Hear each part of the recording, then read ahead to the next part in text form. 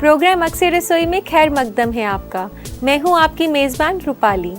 दोस्तों, मुझे पता है काफ़ी लोग ये सोचते हैं कि खाना बनाना और वो भी लजीज खाना बनाना कितना मुश्किल है, लेकिन ऐसा कुछ भी नहीं है। आप मेरी बताई गई रेसिपीज़ को ठीक से फॉलो करें और उसमें दिलचस्पी दिखाएं तो देखिए कितनी लज्जतदार रेसिपीज़ बनाने लगेंगे। तो इसी के साथ शुरू करते हैं आज का प्रोग्राम। बनाते हैं अमृतसरी मच्छी।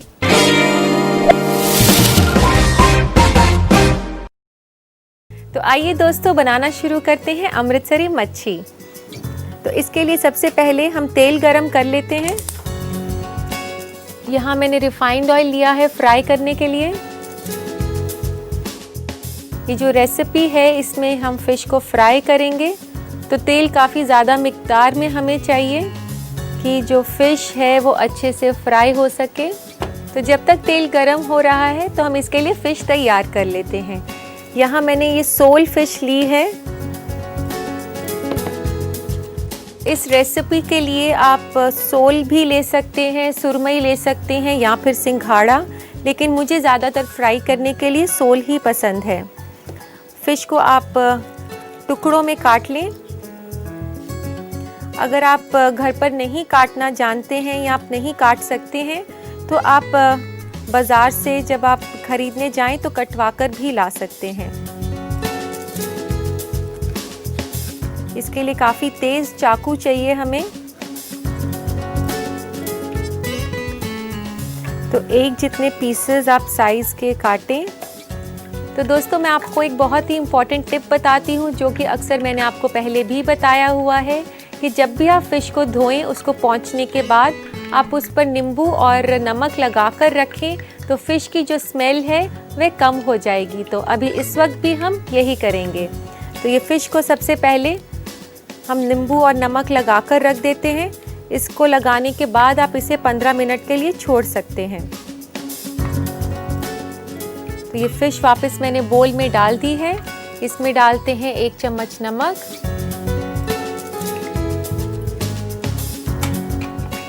और 1 चम्मच नींबू।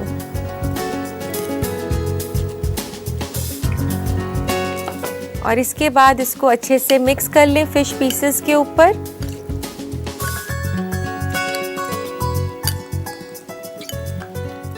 तो इस तरीके से आप इसे फर्स्ट मैरिनेट लगाकर 15 से 20 मिनट तक छोड़ सकते हैं। तो इसे 15 मिनट के लिए अब रख देते हैं।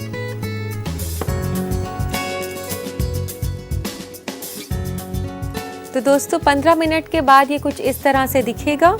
और अब इसके लिए तैयार कर लेते हैं मैरिनेट। इसको हम बड़े बोल में डाल लेते हैं और इसके ऊपर डालते हैं नमक। नमक हमने पहले भी डाला था और अब इस बार थोड़ा सा कम डालें। और ये डालते हैं इस पर 1 चम्मच लाल मिर्च का पाउडर, 1 चम्मच लहसुन का पेस्ट, 1 चम्मच अदरक का पेस्ट, बारीक कटी हुई हरी मिर्च 1 चम्मच, 1 चम्मच जीरा पाउडर, 1/4 चम्मच अजवाइन, 1 चम्मच कसूरी मेथी,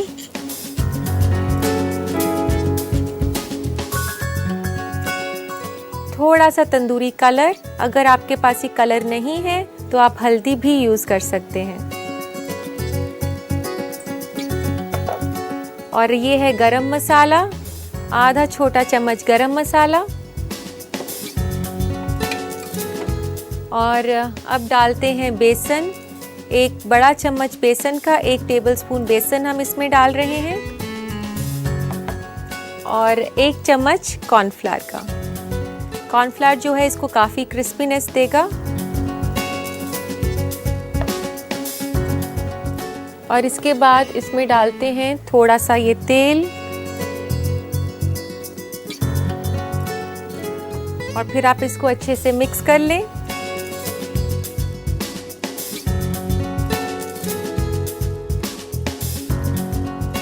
तो दोस्तों इस फिश को मैं थोड़ी देर के लिए रख देती हूँ, तकरीबन 10 मिनट के लिए। और तेल को भी मैंने यहाँ पर धीरे कर दिया है, तो इसको अभी थोड़ी देर के लिए रख देते हैं।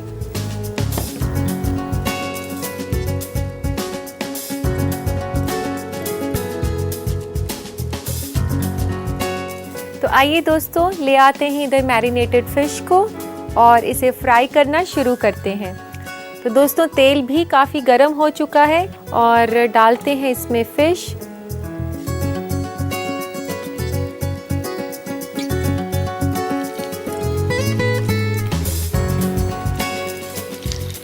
दोस्तों मैं आपको फ्राई करने के लिए एक और टिप भी देती हूँ कि जब भी आप फ्राई करें, एक तो खुला बर्तन होना चाहिए कि जो भी कुछ आप फ्राई कर रहे हैं वो एक दूसरे के साथ ना चिपके, और एक साथ जो है बहुत सारा क्वांटिटी ना डालें।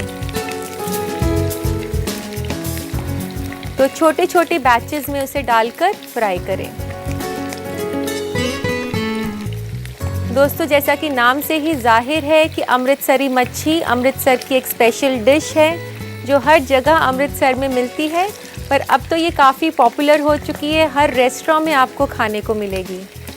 तो दोस्तों अब इसे हम निकाल लेते हैं एक प्लेट में, इसका एक्स्ट्रा ऑयल निकाल दें। जब भी आप कुछ फ्राई करें तो उसको किसी एब्जॉर्बेंट पेपर पर निकालें या किसी एब्जॉर्बेंट किचन टाल पर, क्योंकि कोई भी अपनी डिश में ऑयल देखना ज़्यादा पसंद नहीं करता।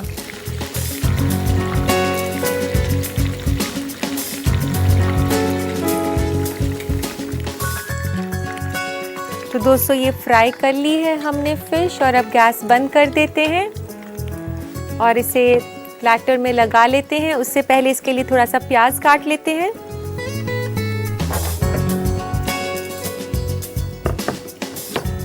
इसकी गार्निशिंग करेंगे हम लच्छा प्याज के साथ, तो इस तरीके से गोल गोल प्याज काट लें।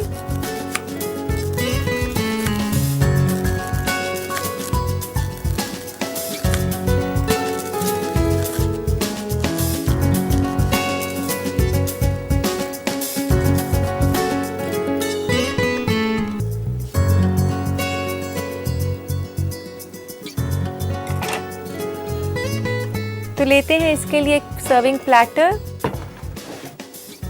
तो ले लिया हमने इसके लिए सर्विंग प्लेटर और इसके ऊपर लगाते हैं फिश।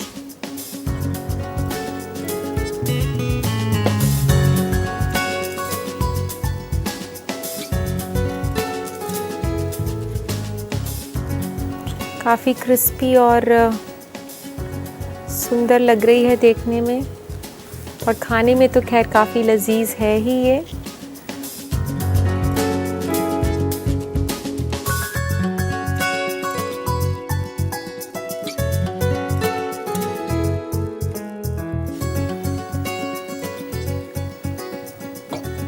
और अब इसको गार्निश करते हैं अनियन रिंग्स के साथ, जो कि हमने अभी काटी हैं।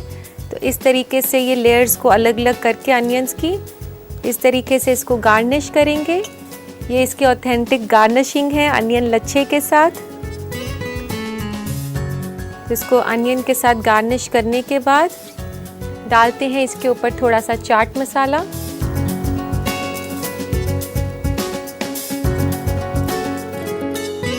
इसी के साथ गार्निशिंग करेंगे थोड़ी सी कसूरी मेथी के साथ। गार्निशिंग के साथ साथ ही आपकी रेसिपी को एक बहुत अच्छा फ्लेवर भी देगी कसूरी मेथी। और डालते हैं थोड़ा सा धनिया, ये कटा हुआ धनिया है।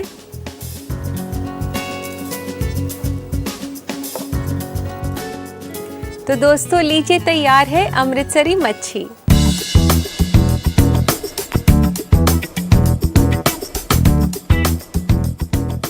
जो लोग इसे बनाने का तरीका दोबारा देखना चाहते हैं उनके लिए ये खास रिकैप।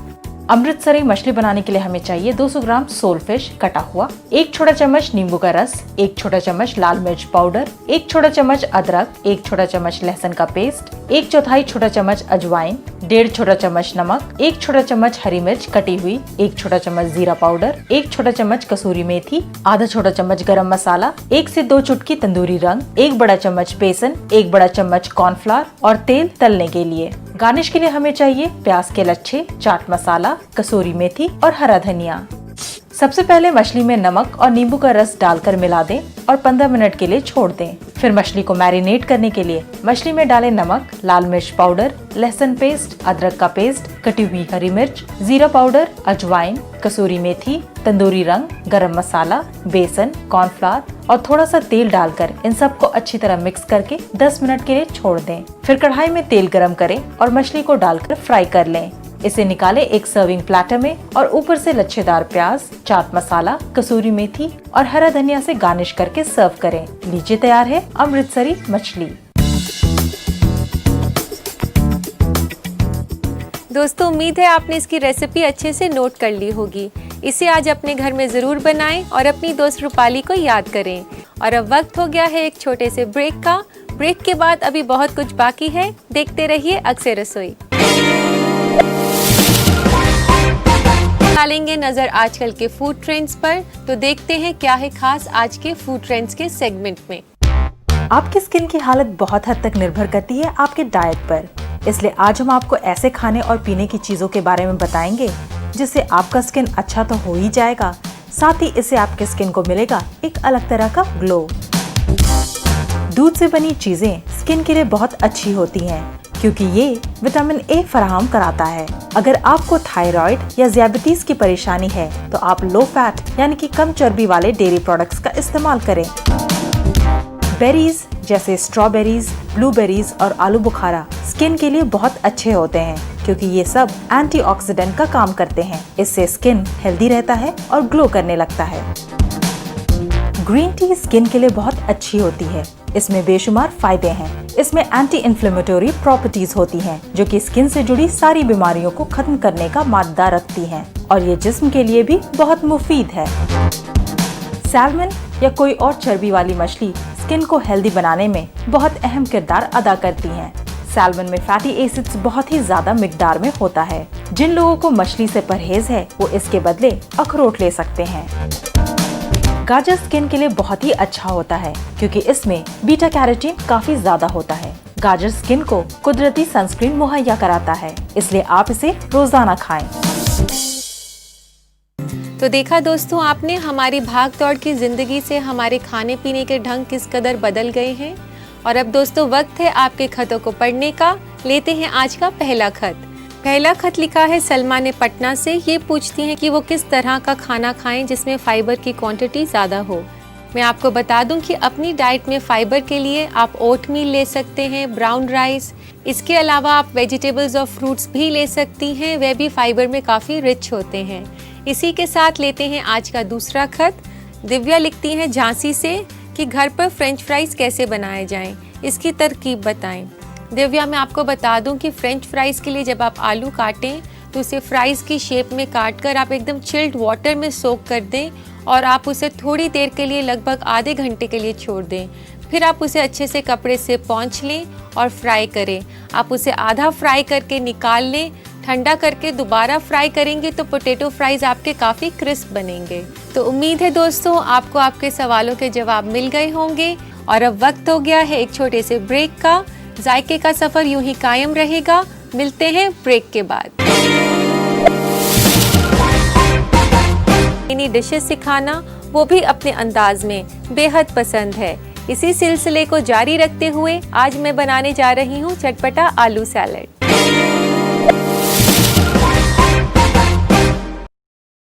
नाम सुन के काफ़ी अजीब लग रहा है कि चटपटा आलू सैलेड कैसे होगा, लेकिन मैं आपको बता दूं कि ये काफ़ी लजीज और लज्जतदार बनता है। तो आइए इसे बनाना शुरू करते हैं। तो इसे बनाने के लिए सबसे पहले हम आलू लेते हैं। ये आलू दोस्तों मैंने जिसे बॉईल किया हुआ है, यहाँ मैंने ये बेबी पोटैटोज़ लिए हैं और इसको मैंने नमक वाले पानी में उबाला था। इसे आप खुले पानी में बॉईल कर सकती हैं और ओपन पैन हो, आप प्रेशर कुक ना करें तो ज़्यादा बेहतर होगा। और इसके अलावा अगर आपके पास बेबी पोटैटोज़ नहीं हैं तो आप एक नॉर्मल आलू, जो कि एक ऑर्डिनरी आलू होता है, उसको बॉईल करके उसे टुकड़ों में काट कर भी यूज़ कर सकते हैं। तो ये मैंने यहाँ पर बेबी आलू लिए हैं, इनको हाफ में कर लेते हैं।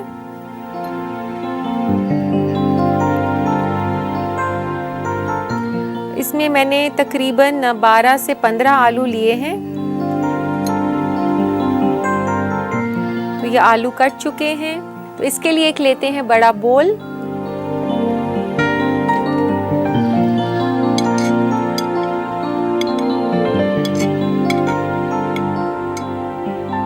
और यहाँ पर मैं इसमें अनार भी डाल रही हूँ। 1 अनार के दाने लिए हैं मैंने। आलू के साथ अनार का कॉम्बिनेशन इस रेसिपी में काफ़ी अच्छा लगता है। और इसे स्पाइसी बनाने के लिए इसमें हम डाल रही हैं हरी मिर्च। अगर आप मिर्च नहीं खाना चाहते तो इसको छोड़ भी सकते हैं। और ये मैं डाल रही हूँ कटा हुआ धनिया। 1 बड़ा चम्मच आप कटा हुआ धनिया ले लें। और ये डाल रही हूँ जीरा पाउडर। 1 चम्मच जीरा पाउडर लिया है मैंने, जिसको मैंने तवे पे थोड़ी देर के लिए रोस्ट कर लिया था। और 1 चम्मच है चाट मसाला। 1 से 2 चम्मच आप नींबू ले सकते हैं। यहाँ मैंने नींबू का रस लिया है, आधे नींबू का रस। और काली मिर्च 1/4 चम्मच। और ये सफ़ेद तिल हैं, आधा चम्मच सफ़ेद तिल, जिनको मैंने तवे पर रोस्ट किया हुआ है। और अब डालते हैं इसमें 1 चम्मच नमक। इसको चटपटा बनाने के लिए इसमें डलेगी इमली की चटनी। ये 2 से 3 बड़े चम्मच इमली की चटनी है। इमली की चटनी में आपको दोस्तों बता देती हूँ कि आप पानी को गर्म करें, उसमें आप इमली को डालकर कुछ देर के लिए छोड़ दें, तकरीबन आधे घंटे के लिए। फिर उसे छान कर उसका पल्प निकाल लें और उसे गुड़ या शक्कर के साथ वापस आप गैस पे रख सकती हैं। और जब वो गाढ़ी हो जाए तो उसमें आप टेस्ट के मुताबिक नमक और लाल मिर्च डाल सकती हैं। तो इसमें मैं डाल रही हूँ चटनी इमली की।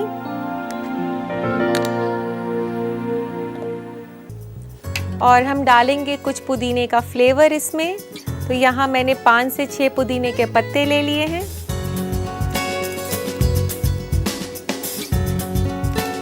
दोस्तों आलू की चाट तो सबने खाई होगी, और आलू का सैलेड भी आप ज़रूर ट्राई करें, क्योंकि आलू का सैलेड आलू की चाट से भी ज़्यादा अच्छा है। क्योंकि आलू की चाट में जनरली लोग आलू को फ्राई करते हैं। यहाँ हमने आलू को बॉईल किया है, और बॉइल्ड आलू को चटपटा बनाने के लिए उसमें हमने इमली और अनार, पुदीना, ये सब काफ़ी जायके दिए हैं इसमें। दोस्तों ये जो आलू का सैलेड मैंने बनाया है, ये बतौर स्टार्टर भी आप सर्व कर सकते हैं और शाम को स्नैक की तरह भी खा सकते हैं। ये काफ़ी हेल्दी सैलेड है। एक तो हमने इसमें आलू को फ्राई नहीं किया है, और अनार भी है इसमें, जिसमें जो कि काफ़ी रिच है फाइबर में और आयरन में। तो अब वक्त आ गया है इसको सर्व करने का।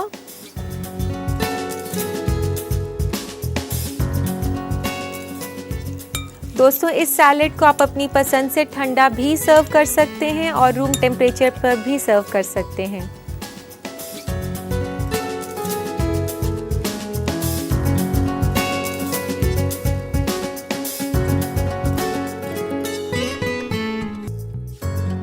और अब हम इसे गार्निश करेंगे थोड़े से धनिया पत्ता के साथ, और थोड़ी सी हरी मिर्च डाल देते हैं ऊपर, और 1 पुदीने का पत्ता 1 से 2।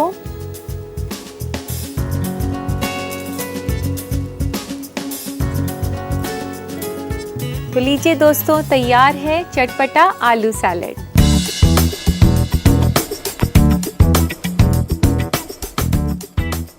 दोस्तों इसे अपने घर पर बनाइए और बताइए कि इसकी लज्जत कैसी थी।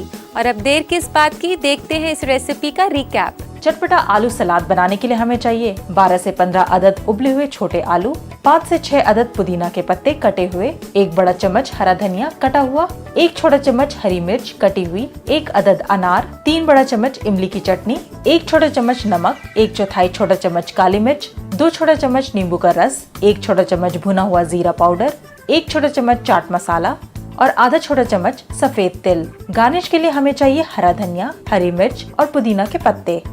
सबसे पहले आलू को बीच से काट लें, फिर एक बर्तन में डालें आलू, अनार के दाने, कटी हुई हरी मिर्च, हरा धनिया, जीरा पाउडर, चाट मसाला, नींबू का रस, काली मिर्च, सफेद तिल, इमली की चटनी और पुदीना का पत्ता डालकर सबको अच्छी तरह मिला लें। इसे निकालें सर्विंग डिश में। हरा धनिया, हरी मिर्च और पुदीने के पत्ते से गार्निश करके सर्व करें। लीजिए तैयार है चटपटा आलू सलाद।